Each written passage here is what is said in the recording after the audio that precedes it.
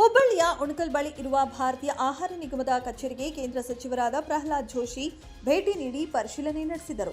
ನಂತರ ಮಾಧ್ಯಮದವರನ್ನ ಉದ್ದೇಶಿಸಿ ಮಾತನಾಡಿದ ಅವರು, ದೇಶದಲ್ಲಿ ಆಹಾರ ಧಾನ್ಯಗಳ ಸಂಗ್ರಹಣೆ, ವಿತರಣೆ ಹಾಗೂ ದಾಸ್ತಾನು ನಿರ್ವಹಣೆಯನ್ನ ನೋಡಿಕೊಳ್ಳುತ್ತಿರುವ ಭಾರತೀಯ ಆಹಾರ ನಿಗಮ ರೈತರ ಹಿತಾಸಕ್ತಿಗಳನ್ನು ಕಾಪಾಡುವುದು, ಸಾರ್ವಜನಿಕ ವಿತರಣಾ ವ್ಯವಸ್ಥೆಗೆ ಆಹಾರ ಧಾನ್ಯಗಳನ್ನು ಒದಗಿಸುವುದು ಮತ್ತು ರಾಷ್ಟ್ರೀಯ ಆಹಾರ ಭದ್ರತೆಯನ್ನು ಖಚಿತಪಡಿಸುವಲ್ಲಿ ಮಹತ್ತರ ಕಾರ್ಯವನ್ನ ಮಾಡುತ್ತಿದೆ. ಎಫ್ಸಿಐ ಭಾರತದ ಆಹಾರ ಭದ್ರತೆಯ ಒಂದು ಆಧಾರ ಸ್ತಂಭವಾಗಿದ್ದು, ರೈತರಿಗೆ ಬೆಂಬಲ ಮತ್ತು ಜನರಿಗೆ ಕೈಗೆಟುಕುವ ಆಹಾರ ಒದಗಿಸುವಲ್ಲಿ ಪ್ರಮುಖ ಪಾತ್ರ ವಹಿಸುತ್ತದೆ ಎಂದು ತಿಳಿಸಿದರು. ಪ್ರಧಾನಮಂತ್ರಿ ಗರೀಬ್ ಕಲ್ಯಾಣ ಯೋಜನೆ ಅಡಿಯಲ್ಲಿ ಕೇಂದ್ರ ಸರ್ಕಾರ ರಾಜ್ಯ ಸರ್ಕಾರಕ್ಕೆ ಅಕ್ಕಿಯನ್ನ ನೀಡುತ್ತಿರುವ ಹಿನ್ನೆಲೆ ರಾಜ್ಯ ಸರ್ಕಾರ ಅದನ್ನು ಅನ್ನಭಾಗ್ಯ ಹೆಸರಿನಲ್ಲಿ ಜನರಿಗೆ ನೀಡುತ್ತಿದೆ ಎಂದು ಆರೋಪಿಸಿದರು.